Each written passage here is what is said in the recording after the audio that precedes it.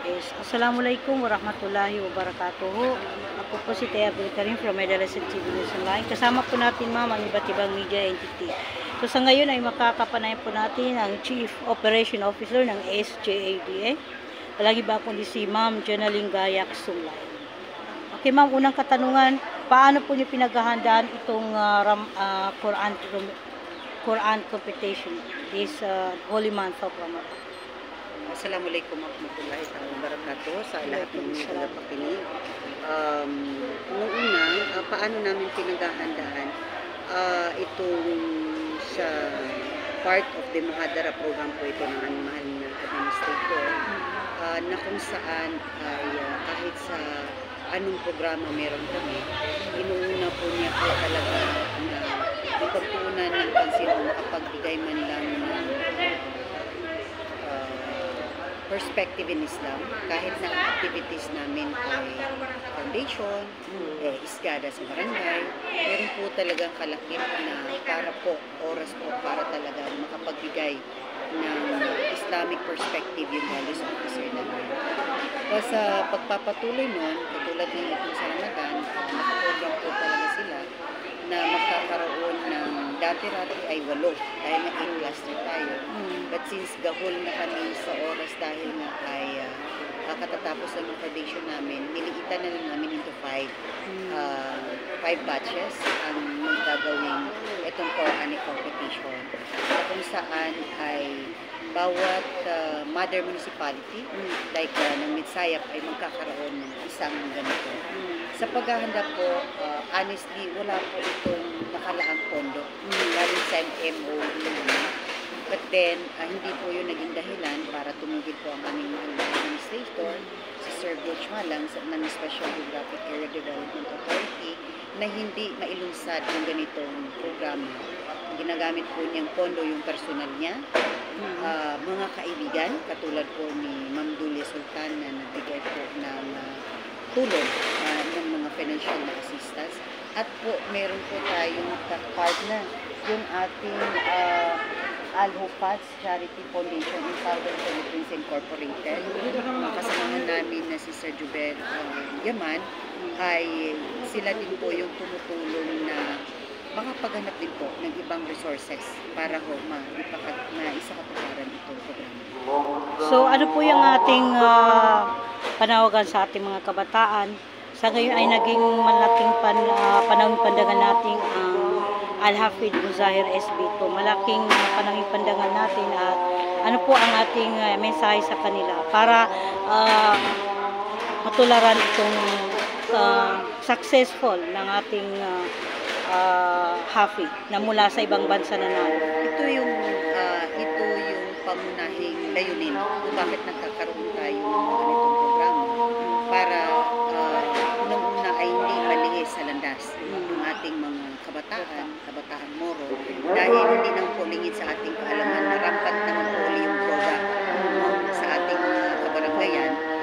Isa ito na maipaigting at strengthen natin yung mga kabataan natin, lalo-lalo na sa pag-aaral muli at pagbabalik tanaw yun sa Islamic perspective natin, Islamic way of life natin. Isa itong pag-aaral at pagpapatnubay sa mga kabataan sa mundo.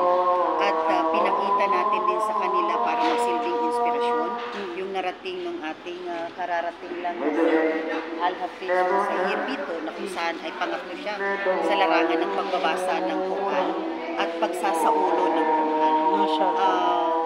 Pangunahin din, of course, sa lahat ng mga bangsa Moro na Islamic country, pangunahin din natin obligasyon yung maintindihan at maisakatuparan at taimtim na obliga tayo doon sa ating relihiyong Islam.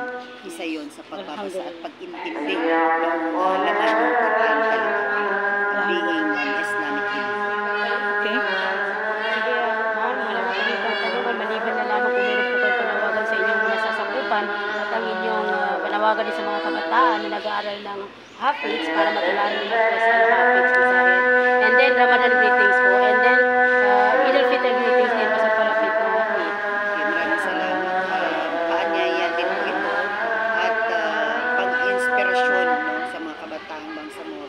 nagsisimula pa lang ng isa ng Quran. I myself ay hindi pa masyadong marunong bumasa. So, isa itong challenge na sa ating lahat na bangsamoro na hindi lang kabataan, kahit sa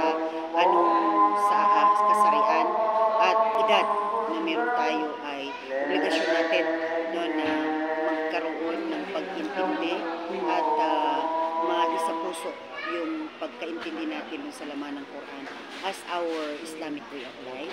And patuloy po ang administrasyon ni Sir Coach Malang na magpapalaganap nito sa kabuuan ng 63 barangays dahil nga tayo po ay nasa moral governance na under the Chief Minister Ahud Balawag Ibrahim, na kung saan ay pangunahing layunin at programa po nila ito yung pagpapalaganap ng boses ng Islam sa entire SGA at Bangsamoro regional wide.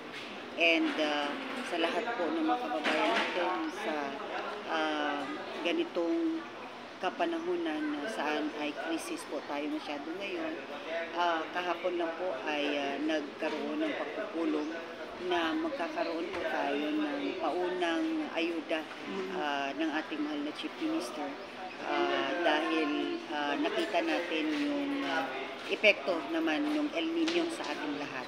So ang ating liderato po ng mahal na Chief Minister Alhaj Murad Ibrahim, kasama po ng aming Administrator Sir Coach Malang, ay patuloy po na naghahanap ng paraan para po makatulong pa din po sa mga kababayan natin may kasalatan sa buhay itong buwan ng Ramadan na ito. At sa maabot na papalapit na Eid al-Fitr siguro maayos na pag-celebrate at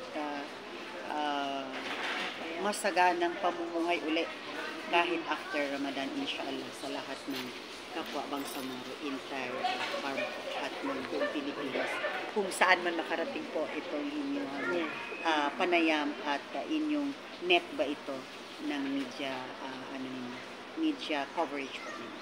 So yun lang po. Okay ma'am, maraming salamat. Wassalamualaikum warahmatullahi wabarakatuh.